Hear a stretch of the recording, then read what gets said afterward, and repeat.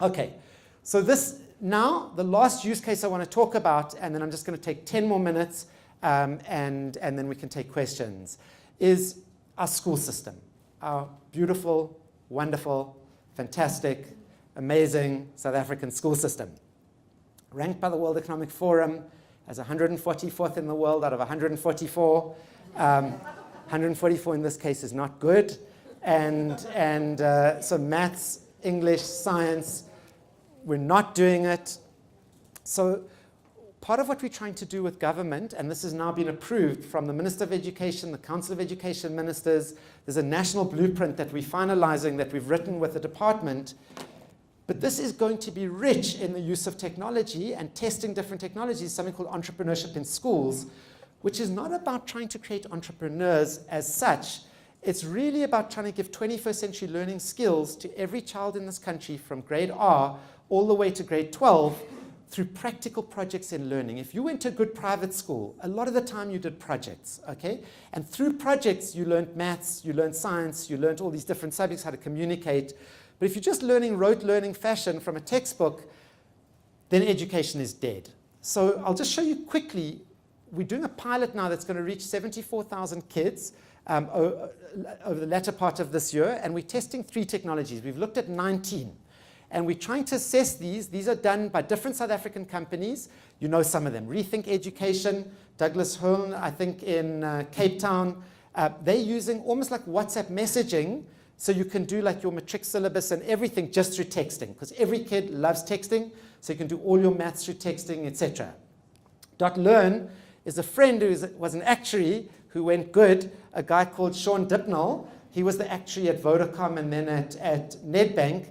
He's funded this thing entirely himself. He's got 10 developers in India. He's put the whole maths curriculum from grade 1 to grade 12, going to do all different subjects. And it's got random generators, so you can do infinite number of questions in maths in different levels, all this kind of thing. It's completely free, okay? A lot of these tools are free. Geeks Online is another development being done by some UCT graduates. Get Smarter, you spoke about, a brilliant initiative in Cape Town. Siyavula, Top Dog, many will know about. There's something called Ubuntu Education. So we've assessed 19 different platforms, all of them South African, all of them relevant for our market, and we want to test 3 of them and see which could be the best platform to start to have all these games and all this different kind of fun learning that can go out to kids in the school system. So these are all applications where we're trying to think, how can we use technology in education to make a real difference? But what I want to say is all of that, I think, is going to be the low road if we only focus on the technology side. Okay, and we forget the people, and we don't find a way to develop the people. So what I think is the future of education, and I spent years and years and years working on this and thinking about it, and I just think of it in one concept as mass personalization. Okay, it's where everything's going. It's why, you know, every search engine, every, you know, well-developed software platform knows more and more and more about you, what you like, what you're good at. That is where education is going. So big money is going into that now. Where Mark Zuckerberg's putting his money, Bill Gates, etc. It's all into personalization of learning, where kids go at their own pace, builds all the missing elements in the learning, and they learn at their own speed, and it starts to develop them in a very, very, very systematic way, in a way that a classroom cannot do. So I spoke here about the low road and the high road, and Fred, I will be just 5 more minutes, and then we're going to stop. Okay, the low road, the digital revolution is inevitable, and it's happening. And I spoke at the beginning about some of the risks and the dangers as well. Fewer and fewer and fewer people having more and more wealth, more and more access to kind of controlling what everybody's thinking, reading, doing. And then the masses, just more and more just consuming, etc., not creating, not actually becoming masters of their own destiny. Education, if it's worth its salt, creates masters, it does not create slaves, okay? So this human evolution alongside it, and let's just talk about that. And I spoke briefly about creating this kind of third model, which blends the two. Okay, so education as we grew up in it is such a blunt instrument. We wanted education to be that thing that created great people that could think and feel and create and love and respect and so on. What have we got? We've got a world where millions of people are rushing out of Syria as refugees, where continual war all over the world, the biggest countries in the world. Think of the 2 presidential candidates in America. Is that the best that the US could produce? You know, and so on. We are in the 21st century. What is our education system producing? Okay, Robert Mugabe, our neighbor. Long may he live. If we think about Robert Mugabe, he's got 5 degrees, 3 of them from Harvard. Okay, so education on its own, firstly, doesn't actually mean that much. Okay, because you can be a terrible human being and be well educated, like the Stanford letter bomber, who was a professor, and many, many others who use their technological skills to destroy life or the environment, etc. But think about a class in Vosloorus or out in a rural area where you've got 70 kids with 1 school teacher, okay? And that school teacher who doesn't really know her own subject very well, and she's trying to teach all those 70 people who are at vastly different levels in maths or in English. It is a useless system. It is completely hundreds of years old, outdated, defunct. This is where technology can play an absolutely revolutionary role, is to sharpen that instrument. I thought that's a nice picture of the evolution of technology. We went from hunching over, and now we're even worse. And I've got friends with carpal tunnel syndrome from texting and everything else. But so we're trying to evolve. We see our technologies changing. So the technology future side that I see is going to be definitely all around mass personalization, adaptive learning. Every child is unique and special, filling in all the missing gaps, etc. We could talk a lot more about that. But now I want to quickly talk about human evolution. And I just want to use a quick example with myself. I was meant to be a bright kid, came out of King David. My father had paid the fees. I went to Wits University. My father said I have to be an actuary or a doctor, because he was a doctor, and I knew I didn't like blood, and I was scared of blood, so I said, okay, I'll be an actuary. About 6 months later, I was like, what the hell has hit me, and what did my father do to me? By the time I was in 2nd year, I thought, gee, this is not going well. By 3rd year, I failed, completely on my arse. Got, I think it was 33, 34 for actual science 3, and for statistics 3, key subjects in actuarial science. My professor said, you're never ever going to be an actuary, and said, go do something easy, like a BCom or a BA or something like that. That's how they talk in actuarial science. They're very arrogant people. And so anyway, what happened is I had to redo 3rd year. They wanted to kick me out. My mom begged the head of the department to allow me to redo it, and I redid it, and I got 47 and 48. And Wits has a 50% pass mark, and they said, okay, we're going to let him go through because we do not want him to come back, okay? and that is what happened. And then I got a job at Liberty, and then at Fedshire in the pensions division, and that is exciting, I can tell you. If you guys are in media and technology, you should try pensions. It is fantastic. It is so exciting. And I did that, and I thought the only way I'm going to get out of this hellhole is if I actually qualify as an actuary, because at the moment I've like got a scrape through at Wits, and I better try become an actuary. And I wrote the exams in April. My professor said, you'll never pass. These are all international exams, and if you do well at Wits, you can get most of out of 10 exams, you could get 6 credits if you could get more than 70%. Of course, I had no credits, and so I had to do all 10 exams, and I wrote in April, and I failed. I wrote in September, I failed. My professor was like dancing around on my grave and very, very excited about this. And I'll just cut a long story short and say I ended up learning about this thing of human potential, consciousness development, what is the mind, it can be developed, okay? And I learned to meditate. Did this thing called TM. All of a sudden I went from being exhausted all the time to being able to concentrate up to 14 hours a day. I wrote my actuarial exams the next year in April. I passed both. I was shocked. Everyone was shocked. I wrote again in September. I passed both. I had now 4 out of 10. and decided I was going to take the remaining 6 exams and do them all in 1 year. Unheard of. No one does it. No one had ever done it. I did all 6 exams in 1 year. At the same time, I did my honors at Wits. And in actuarial science, because there are only 5 universities in the country who do actuarial science, we all did the same honors. I ended up being the top honors student in the country out of Wits and UCT and so on. And I was the fastest qualifying actuary.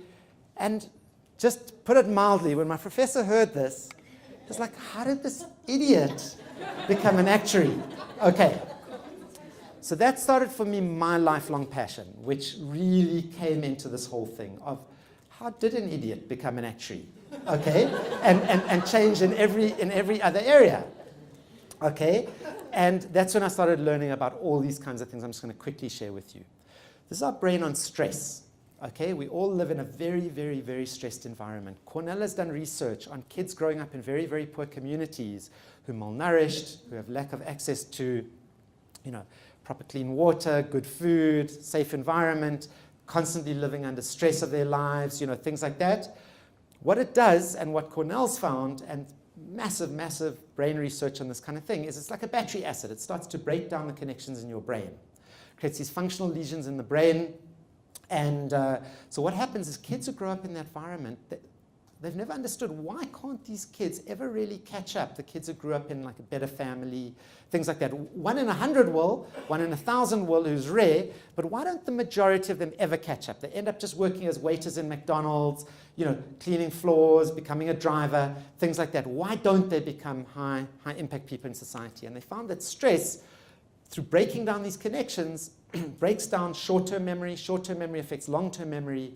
And so physiologically, kids that are growing up often in very harsh environments factually are just not going to become CEOs of companies. They're not going to become great entrepreneurs, etc. There's so much damage in terms of the kind of stress that's been caused in their neurophysiology that they're not going to be highly successful. Now that tells you something interesting. And I'll just use an example back to the Moorish Institute. We're part of a global study on post-traumatic stress disorder.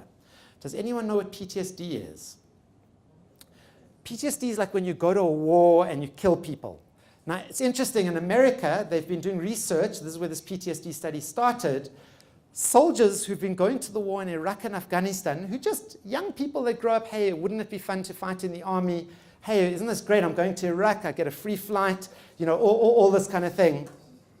The interesting thing is that they come back to America and 10 times more American soldiers die in America in freedom than die in the war. And why do they die? They die because they kill themselves. Either substance abuse, drug abuse, alcoholism to death, kill themselves, whatever else. And this is what PTSD does. It's a level of stress that is so huge that a person just can't function, can't cope. The emotions, all those things that are not intellect are so suffering that the person cannot cope. Now, we've been part of a study which has now been testing students coming to the Moorish Institute and students going into another big university very nearby us and testing their psychology students. What's interesting is students in both places are coming in, 60% of the girls coming into Moorish Institute who coming out of poverty are suffering from PTSD levels on a global test the same as people who fought in Iraq or Afghanistan. They've got the same levels of PTSD, and yet they're born free. They're born in a democracy. Aside from having to watch politics on television and things like that, you wouldn't think that it would be as stressful as fighting in a war, but interestingly enough, it is. Okay? Students at this other university don't have as high levels of PTSD. I mean, not as many people as a percentage of the people that were tested, but there are a number of students. So I think out of about 120, about 35 or so had the same kind of PTSD levels. We then started testing what happens to these kids after they do these things like consciousness development, learning to meditate, etc. After 3 months, none of them were on the PTSD scale anymore.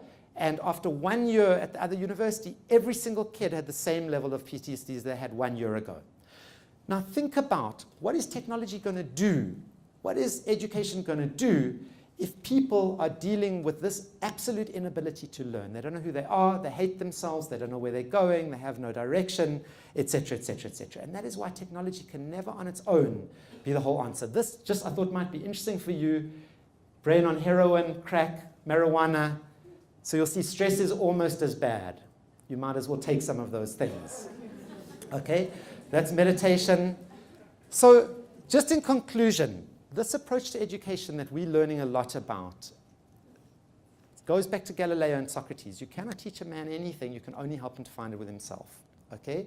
So exams should be open book. People must learn how to create, they must learn how to discuss and argue and debate, and everything that's going to allow them to become a great leader and take the country forward. EEG and electroencephalograph reading of somebody over time looking at, for example, theta waves, alpha waves, etc., as they're meditating over time, and you start to see how that brain is waking up. Okay, this slide is why I got very interested in this approach to education and is one of the reasons I decided to stay in this country. There's a little school in the middle of literally pig farming country in Iowa called the Marishi School, where anyone can get into the high school. At grade 8, there's no entrance requirements. It's a private school, there's no tests, you can come in, and on average, when they test the kids coming into the school, they're 50th percentile of all Americans. Okay? But after 5 years of education on nationwide standardized tests, they do these ACT tests, we know things like GMATs, etc., which is at MBA level, but they've got a test at a school level to test what percentile of the American population are you. What's the population of America? It was about 300, I think. Yeah, it's more now, but anyway. So if you're the 50th percentile of 300 million people, you're 150 million in the country. Okay? So if you position 150 million, you're not exactly going to go to Stanford or Harvard or something like that. You might be a driver or something like that. But what's unbelievable about this school, and they've done it every single year for 20 years through this kind of approach to developing the brain, is the kids go from your 150th millionth American up the top 1 percentile of all Americans, the same kids. So this is how does an idiot become an actuary, okay?